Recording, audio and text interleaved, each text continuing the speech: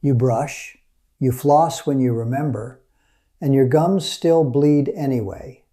You spit into the sink, you see that little curl of pink swirl down the drain, and somewhere along the way you decided that is just how your mouth is now. Just age, just the way things are. I want to tell you something, gently but plainly. That is not normal, and it is not nothing. What if I told you that the little bit of blood you keep rinsing away is the single clearest early warning your whole body gives you, and that the thing that quiets it down costs less than $1 and is very likely sitting in your kitchen cupboard right this minute? Now I can almost hear the doubt through the screen. Bleeding is normal though, right, Dr. Hale? Everybody's gums bleed a little. No, I have to be straight with you on that one. Healthy gums do not bleed. Not when you brush, not when you floss. I am Dr. Warren Hale, your neighborhood dentist, and after 30 years chairside, here's the number that ought to get your attention. Nearly half of all adults over the age of 30 are walking around with some form of gum disease, and for most of them, the very first whisper of it was exactly that curl of pink they kept ignoring. So before we go one step further, drop the shame at the door. This is not your fault. Nobody ever sat you down and taught you what the bleeding means, or the cheap way to answer it. Grab a pen, because today we are going to decode that bleeding completely, what it is actually telling you, the under $1 fix you start tonight, and the honest line where a home fix stops and your dentist has to take over. One quick and honest word before we begin. I am here to teach, not to diagnose you. I am not your dentist, and nothing in this video replaces a real exam by someone who can look inside your mouth. If your gums are bleeding, sore, swelling, or changing in any way, please go and see your own dentist. And because some of what I mentioned today touches on real infection and inflammation, I want you listening closely to the cautions, not just the fixes. Good? Then let us get into it. Let me start with the thing most folks get completely backwards, because once you understand this one piece, the bleeding stops being a mystery. When your gums bleed, your instinct is to back off, to brush that spot more softly, or to stop flossing there altogether, because it seems like you are hurting yourself. That instinct is wrong, and it is the exact opposite of what your gums are asking for. Here is what is really happening. That soft, sticky film of bacteria we call plaque has been sitting along your gum line, right where the tooth meets the gum. Your gum tissue does not like living next to that colony of bacteria, so it does what any tissue does when it is irritated. It becomes inflamed. It swells, it fills with blood, it gets tender. That is why it bleeds so easily. So the bleeding is not the injury. The bleeding is the smoke, and the plaque is the fire. When you back away from that spot, you leave the bacteria sitting there, and the inflammation only gets worse. This early stage has a name. It is called gingivitis, and here is the genuinely good news that I want you to hold on to. Caught here at the bleeding stage, it is reversible. Not managed, not slowed, actually reversible, and often within a week or two. Now let me tell you why this matters far beyond a little pink in the sink. Because I never want to scare you, but I do want you to respect it. If that inflammation is left to smolder for months and years, it works its way down below the gum line. The gum begins to pull away from the tooth, and little pockets form where a brush can never reach. Down in those pockets, the bacteria are safe, and they keep going. And eventually, the bone that holds your tooth in its socket begins to melt away. That is the later stage, periodontitis. And here is the fact that should make you take the pink seriously. Gum disease, not cavities, is the #1 reason adults lose their teeth after the age of 40.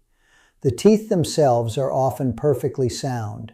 They just lose the foundation underneath them, quietly and without pain, until one day a tooth feels a little loose. So when we quiet the bleeding, understand what we are really protecting. We are keeping the ground solid under every tooth in your head. That is the prize. Let me tell you about a man who sat in my chair years ago. I will call him Walt, a retired mail carrier. And Walt had watched his gums bleed every single morning for the better part of a year, and had simply decided it was old age setting in. He was almost embarrassed to mention it. I told him what I am telling you. Walt, this is not a character flaw, and it is not a mystery. For almost the entire history of the human race, people kept their teeth into old age, eating coarse, fibrous, gritty food that scrubbed the gum line as they chewed, and they were not bathing those bacteria in sugar and soft flour half a dozen times a day. If you look at skulls from before refined sugar, you find remarkably little of this. The food changed, and it changed a great deal faster than our mouths ever could. That was not Walt's fault, and it is not yours. But it does mean we now have to do on purpose the small thing their dinner used to do for free. So here is the under $1 fix, and I am giving it to you first because it does the most for the least. Plain salt dissolved in warm water.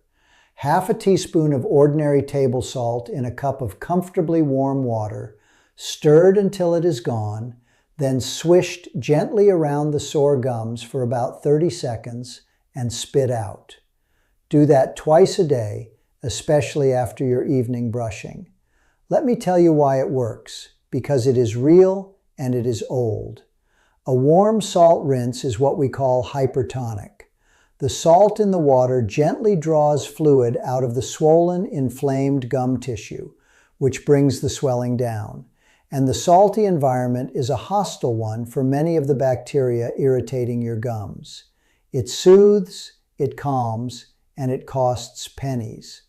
A whole container of salt is under $1 and lasts you a year. That is the cheapest, honest remedy in all of dentistry, and it is one of the oldest. But the salt water is only half of it. And here is the second thing, which is the part most people abandon and the part that truly does the work.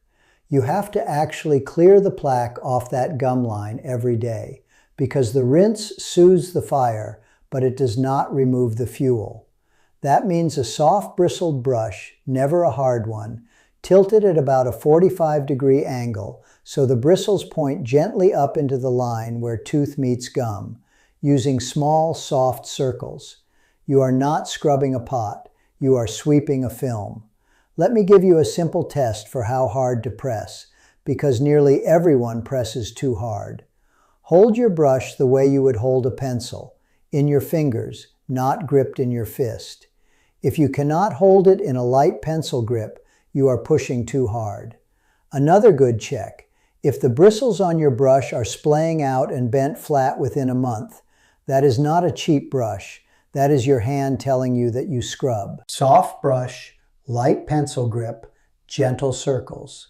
The bacteria come off with almost no pressure at all because they are soft. It is only the hardened tartar that is stuck, and no amount of scrubbing takes that off anyway.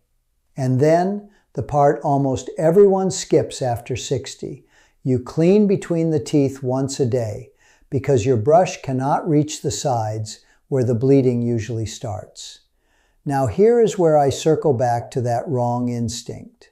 When you first start cleaning a spot that has been bleeding, it may bleed a little more for the first few days. That frightens people into stopping. Do not stop. Keep gently, patiently clearing that spot, and within about a week to 2 weeks, as the inflammation drains away, the bleeding settles right down and often stops entirely. That is the gum healing, right in front of you. If your hands are not what they once were, and for many of us they are not, then little interdental brushes on a handle or a water flosser will do the job beautifully and are far easier to hold. There is a third piece, and it is one people never connect to their gums, so write it down. What you eat, and specifically vitamin C. Your gums are built largely of collagen, and your body cannot build or repair collagen without vitamin C. This is not some supplement company slogan. It is the oldest documented deficiency in medicine. Sailors who went months without fresh food developed swollen, bleeding gums, and the cure was simply citrus. Now, I am not sending you to buy pills. I am telling you that if your gums are bleeding, a plate that includes real vitamin C every day, some peppers, some broccoli, an orange, a handful of strawberries, genuinely helps your gum tissue heal and hold firm. Food first. That is free or close to it. And there is a fourth piece that hits our age group especially hard, so do not skip it. Dry mouth. As we get older, and particularly if you take medicine for blood pressure, for the heart, for sleep, for mood, or for allergies, a great many of those quietly dry up your saliva. And here is why that matters for bleeding gums. Saliva is your mouth's own natural rinse.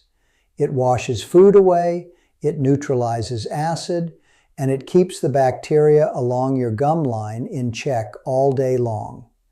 When it dries up, that plaque builds faster, and your gums stay irritated no matter how well you brush at night. So if your mouth feels dry and sticky, sip plain water often through the day. Let a sugar-free lozenge or a piece of xylitol gum keep the saliva flowing. And, this is important, do not stop any medication on your own over it. That is a conversation for your doctor or your dentist, never a video. But you are allowed to tell them your mouth is dry and ask what helps, because there are good answers, and a moist mouth is a mouth whose gums bleed far less. Let me come back to Walt for a moment, because the ending matters. He did exactly this. The salt rinse and the gentle daily cleaning of the one stubborn spot along his lower front teeth. He told me the first 3 or 4 mornings it still bled, and he nearly gave up, sure it was hopeless. I asked him to give it 2 weeks. When he came back, he sat down, pulled his lip down himself before I even asked, and grinned, because the pink was gone from the sink. Firm, calm gums. A man who had carried that little worry for a year, and it had cost him, all told, a box of salt and a soft brush. That is the whole point of today. Now, I promised you honesty, so here are the 2 honest lines, and the first one is the most important thing I will say today. A salt rinse and good daily cleaning will calm early bleeding gingivitis. It will not, and I want to be very plain, it will not fix hardened tartar that is already set below the gum line, and it will not reverse advanced gum disease where the bone has already been lost and teeth have gone loose. If your gums have been bleeding heavily for months, if they are pulling back, if a tooth feels loose, or if you see pus, or you have a bad taste that will not go away, that is not a home fix. That is a see your dentist, and preferably soon, because a deep cleaning with the proper tools may be exactly what saves those teeth. There is no rinse on earth that takes hardened tartar off. That one needs a hygienist, and there is no shame in it and no way around it. And the second honest line, because I want to save you money, not cost you it. You do not need the special $40 gum therapy mouthwash they sell in the fancy bottle. Most of what heals early gingivitis is the mechanical clearing of plaque and the cheap salt rinse. And be careful with the strong alcohol mouthwashes, because for a lot of folks, they dry the mouth out. And a dry mouth actually breeds more of the very bacteria you are trying to reduce. Sometimes the cheap answer really is the better one. Let me say a plain word about cost and about care, because it matters to a lot of you living on a fixed income. Dental work, as you well know, is not covered by Medicare, and that makes every bill sting. I will also tell you honestly that the office that got bought up by a big chain often runs on a quota, and there are places that will steer you toward the most expensive version of everything. The dentist you want is the one who is genuinely pleased when your gums improve and you need less done, not more. So if something does not sit right, you are allowed to ask why. You are allowed to see the gum measurements they took, and you are allowed to get a second opinion. That is not being a difficult patient. That is being a wise one. And one last thing worth a single sentence, because I will not wander out of the mouth. Researchers have found that the same inflammation behind bleeding gums is associated with heart and blood sugar trouble elsewhere in the body. So quieting your gums is a conversation worth having with your doctor too, not just your dentist. So let us add it up, plain and simple. A box of salt under $1 that lasts a year. A soft brush and something to clean between the teeth, a few dollars. Real vitamin C on your plate. And 5 honest minutes twice a day with a gentle touch and the patience to keep cleaning the spot that bleeds until it stops. That is the whole thing. Do that, and within a week or two, you will very likely watch that curl of pink disappear from the sink, and you will have caught the #1 cause of tooth loss right at its very first whisper. And please, keep seeing your own dentist, because the part below the gum line is theirs to handle, and they can catch what you cannot see for yourself. Next time, I'm going to stand you in front of your bathroom mirror and show you exactly what healthy gums look like versus the 3 warning colors and shapes almost everybody reads backwards. It is the natural next step after today. So take care of those gums and be gentle and patient with them. Remember, they are the only set you get, and you are never too old to start saving them. I am Dr. Warren Hale. I will see you next time.